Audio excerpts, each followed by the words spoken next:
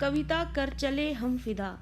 यहाँ पर ये जो कविता है और ये जो गीत है वो हमने कई बार अपने स्कूल कॉलेजेस में, जब भी हमने गणतंत्र दिवस मनाया है या फिर स्वतंत्रता दिवस मनाया है, कई बार गुनगुनाया है और कई बार ये गीत सुना है। आज हम यहाँ पर इस कविता को उसके अर्थ के साथ समझेंगे कि ये कविता गीत जो है हमने जो इतना गुनगुनाया है वो उसका क्या अर्थ है। और जो इसके कवि हैं जिनका जीवन परिचय हम पिछले भाग में पढ़ चुके हैं, वो कवि जो हैं वो किस तरीके से हमारे फिल्मी जगत से भी संबंधित हैं और उनके घर परिवार वाले जो है पीछे से भी कितने कलाकार परिवार से जुड़े हुए हैं वो, और उनका जीवन परिचय हमने पढ़ा। और वो किस तरीके से उर्दू के एक महान कवि, बड़े कवि हैं, प्रसिद्ध कवि हैं और फिल्मों के लिए उन्होंने इतने गीत लिखे हैं और उन्होंने ही ये गीत लिखा है जिसको हम हमेशा से गुनगुनाते चले आए हैं और सुनते भी चले आए हैं। आज जानते हैं इसका अर्थ इस कविता का, जहाँ पर ये कविता हमें इसका जो विषय है वो ये बताता है कि जो हमारे सैनिक हैं, हमारे सैनिक जो हैं हमारे देश की रक्षा के लिए किस तरीके से अपना खून बहा देते हैं।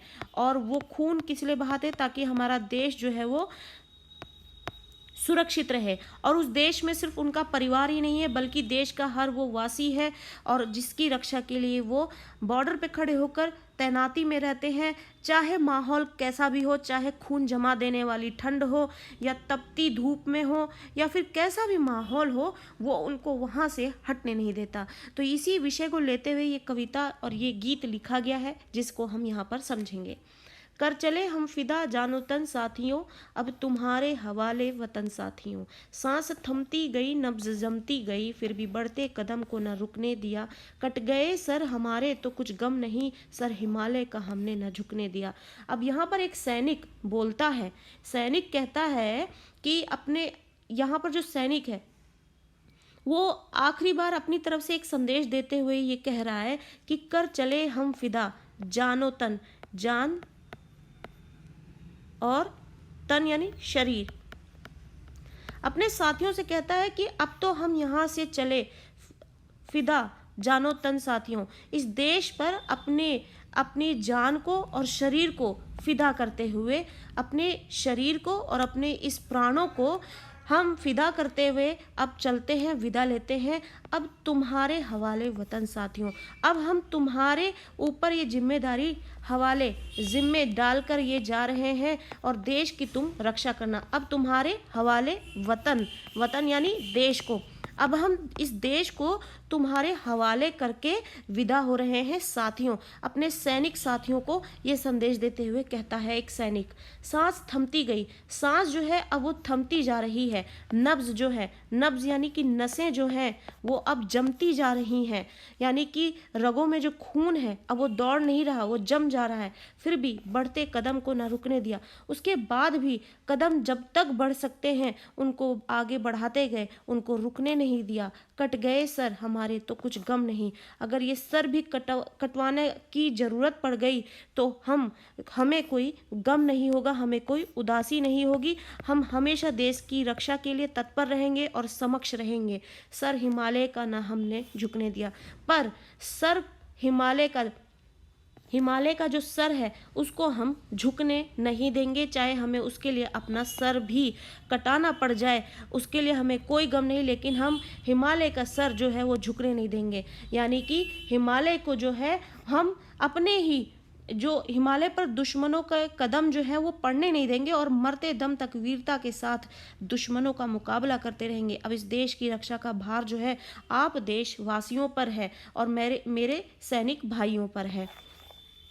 तो इस तरीके से जो है एक सैनिक यहाँ पर अपने बलिदान को बताते हुए ये बता रहा है कि देश के लिए वो अपने आप को हमेशा तत्पर रखे हुए है कि देश जो है वो सलामत रहे और देशवासी जो है उसके सलामत रहे। और वो अपने देशवासियों से कुछ अपेक्षा कर रहा है कि अगर उसकी सांसें यहीं थम जाती हैं तो वो देशवासी जो है उसके पीछे अपनी इतनी जिम्मेदारी समझते हुए इस देश के सर को झुकने ना दें और वो भी आगे बढ़कर एक सैनिक की तरह अपने खून को जो है यहाँ पर बलिदान कर दे देश की रक्षा के लिए। तो एक बार फिर से दोहरा लेते हैं, कर चले हम फिदा जानो तन साथियों, हम अपनी इस जान को और शरीर को फिदा कर रहे हैं इस देश पर साथियों, हम चलते हैं अब तुम्हारे हवाले वतन साथियों, और इस वतन को, इस देश को तुम्हारे हवाले करके अब हम विदा होते हैं। सांस थमती जा रही है और नसें जो हैं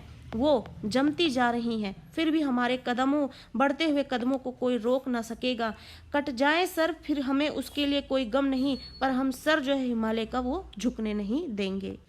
मरते मरते रहा बाकपन साथियों, अब तुम्हारे हवाले वतन साथियों। बाकपन का मतलब होता है वीरता का भाव, यानी वीरता जो है हमें बनी रहेगी मरते मरते तक। जब तक हमारी आखिरी सांसें हम में चलती रहेंगी तब तक ये वीरता जो है, वीरता के साथ इस देश की रक्षा करने का जो भाव है हम में साथियों, वो बना रहेगा। अब तुम्हारे हवाले वतन साथियों, और अब इस वतन को हम तुम्हारे हवाले करके विदा होते हैं साथियों। तो यहाँ पर बताया जा रहा है कि जो एक सैनिक है वो मरते दम तक भी अपनी वीरता को बनाए रखता है, जरा सा भी झुकता नहीं है, कमज़ोर नहीं पड़ता है, और देश की रक्षा के लिए अपने इस बाकपन को जिंदा रखता है।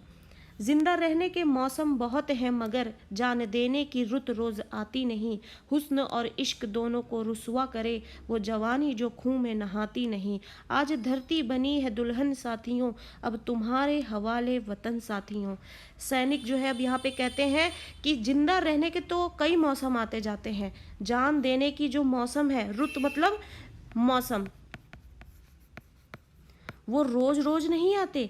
यानी कि जो जीने के लिए मौसम है वो तो कई बार आते जाते रहते हैं, लेकिन जान देने का, अपने देश के लिए अपनी जान देने का, अपने आप को बलिदान करने का जो रुत है वो मौसम रोज नहीं आते। हुस्न और इश्क दोनों को रुसवा करे। रुसवा करने का मतलब यहाँ पर क्या है कि आप जो, हुस्न का मतलब यहाँ पर सुंदरता से है, और इश्क का मतलब यहाँ पर प्यार और स्नेह से है। तो यहाँ पर अब सैनिक जो है ये कहता है कि हुस्न को भूलकर, उसे हुस्न को भूलकर और इश्क दोनों को रुसवा करे वो जवानी जो खून में नहाती नहीं। यानी वो युवावस्था बेकार है जो खून में नहाए ना। खून में नहाने का मतलब जो देश के लिए बलिदान ना हो सके, जो देश के लिए बलिदान ना हो सके। खून में नहाने का मतलब यहाँ पर ये है, उसके लिए ये हुस्न और इश्क ये जो है सिर्फ बदनामी है, रुसवा करती है उसको। उसका जो युवावस्था है, उसका जो खून है, वो जब तक खून में नहाती नहीं है, खून में नहाए ना, यानी कि देश के लिए बलिदान ना हो वो खून, तब तक उसके लिए ये उसकी जवानी जो है, यानी जो ये उसका युवावस्था है, वो उसके लिए बेकार है। ये सिर्फ हुस्न और इश्क के लिए नहीं बल्कि देश के लिए खून बहाने के लिए है। आज धरती बनी है दुल्हन साथियों, अब तुम्हारे हवाले वतन साथियों। सैनिक जो है धरती को दुल्हन के समान समझती है, और वो दुल्हन आज सजी धजी है। जिस तरीके से दुल्हन जो आपके इज्जत है, उसी तरीके से ये धरती जो है वो आपकी इज्जत है। ये धरती जो है आज दुल्हन की तरह सजी है। आज धरती बनी है दुल्हन साथियों, यानी सैनिक कहता है ये धरती जो है आज दुल्हन की तरह सजी है साथियों, अब तुम्हारे हवाले वतन साथियों। अब साथियों इस दुल्हन की रक्षा और सुरक्षा और इसकी लाज की रक्षा जो है अब वो तुम्हारे हाथों में है। यानी कि इसकी जो रक्षा है, देश की जो रक्षा है, अब वो तुम्हारे हाथों में छोड़कर इसकी जिम्मेदारी मैं जाता हूँ।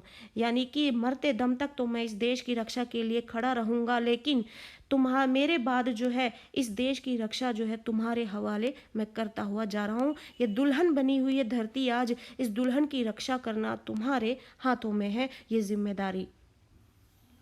राह कुर्बानियों की ना वीरान हो, तुम सजाते ही रहना नए काफिले। फतह का जश्न इस जश्न के बाद है, जिंदगी मौत से मिल रही है गले। बांध लो अपने सर से कफन साथियों, अब तुम्हारे हवाले वतन साथियों। अब आगे यहाँ पर कवि जो है ये बता रहे हैं एक सैनिक के माध्यम से कि जो राह है, जो रास्ता है कुर्बानियों का, यानी जो बलिदान हम दे रहे हैं वो कभी वीरान नहीं होना चाहिए, यानी कि सुनसान नहीं होना चाहिए। उस राह में पंक्ति दर पंक्ति एक के बाद एक सैनिक जो है खुद को बलिदान करने के लिए तत्पर रहना चाहिए, जिससे कि देश जो है वो बना रहे, उसकी रक्षा बनी रहे, हिमालय का सर ऊंचा रहे। तुम सजाते ही रहना नए काफिले, यानी तुम जो है एक के बाद एक इसके लिए नए नए काफिले सजाते रहना। फतह का जश्न इस जश्न के बाद है, और फतह यानी जीत का जश्न जो है इस जश्न के बाद ही मुकम्मल है, या फिर ये ज़रूरी तभी है, यानी कि इसका जश्न जो है वो खुशी तभी देगा जब इस जश्न को बेहतरीन तरीके से, इस जश्न को मनाने के लिए बेहतरीन तरीके से हर एक सैनिक जो है अपने आप को बलिदान करने के लिए तत्पर रहे, देश की रक्षा करने के लिए तत्पर रहे। ज़िंदगी मौत से मिल रही है गले, अब ज़िंदगी जो है वो मौत से गले मिल रही है, यानी सांसें थम रही हैं और ज़िंदगी जो है ख़त्म होने की राह पर है। बांध लो अपने सर से कफन साथियों, और अपने सर से कफन को लगा लो इस तरीके की सोच को साथ में लेकर चल के, यानी कि कवि कहने का मतलब है बलिदान के लिए तत्पर रहो और डरना नहीं है।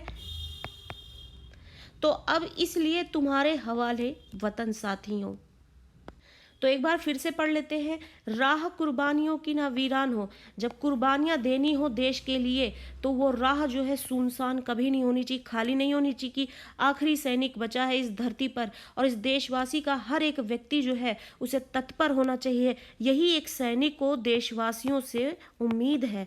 ये नहीं है कि जितने ही सैनिक जो है यहाँ पर अगर अपने बलिदान दे रहे हैं देश के लिए तो उसके बाद देश का हर एक व्यक्ति जो है कहीं डरा बैठा हो कहीं, तो हर एक व्यक्ति को तत्पर होना चाहिए अपने देश के लिए कुर्बान हो जाने के लिए।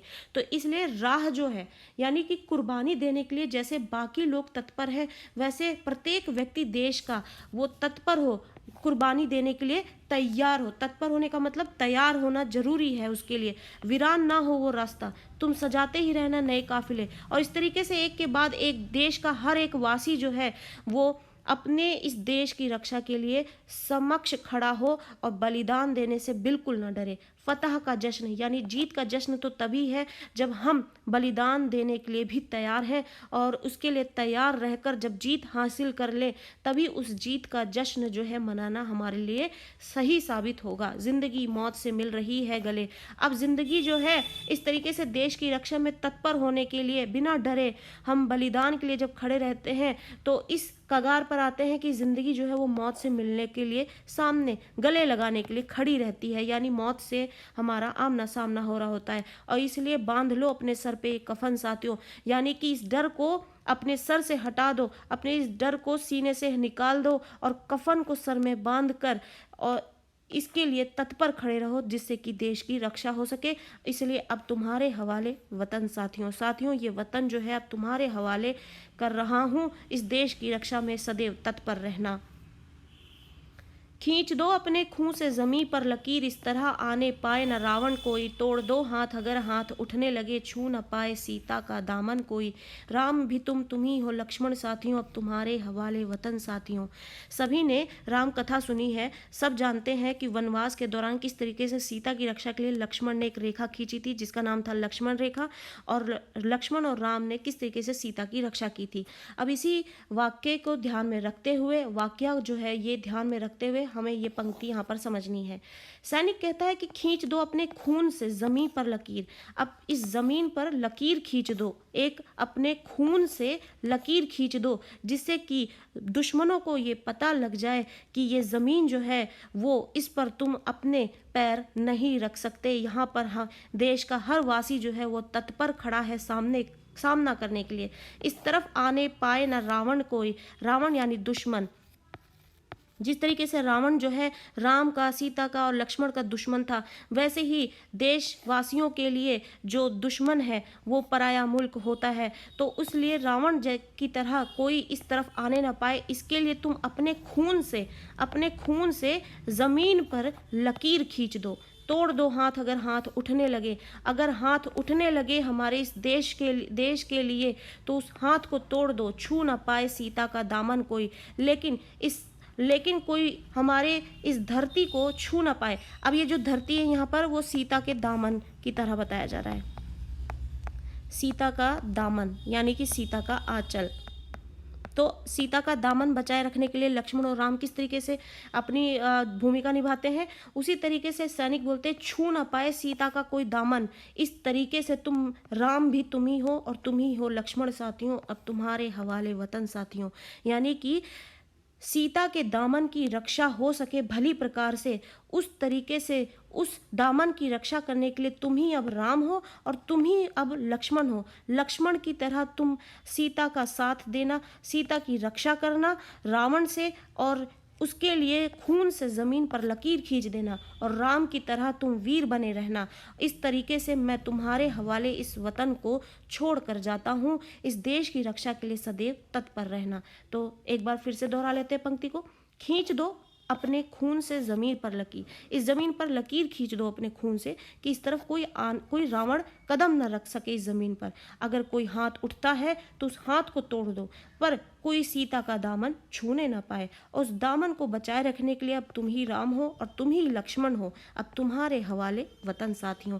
और इस तरीके से कई उदाहरण देकर कवि जो है वो यहाँ पर बता रहा है कि हमें अपने देश की रक्षा के लिए किस तरीके से सैनिक जो है वो तत्पर रहते हैं। डरने वाला व्यक्ति जो है देश की रक्षा नहीं कर सकता, इसलिए बिना डरे, डर को पीछे रखकर और देश के लिए बलिदान देने के लिए तत्पर रहते हुए किस तरीके से सैनिक जो है हमारी रक्षा करते हैं। अगर सैनिक जो है वो मृत्यु को प्राप्त हो जाते हैं या फिर बलिदान हो जाते हैं, तो देश के वासियों की जिम्मेदारी बनती है कि वो उनके बाद आकर सामने खड़े हो जाए और दुश्मनों का सामना करें, पर हिमालय का सर ना झुकने दें और सीता का दामन जो है,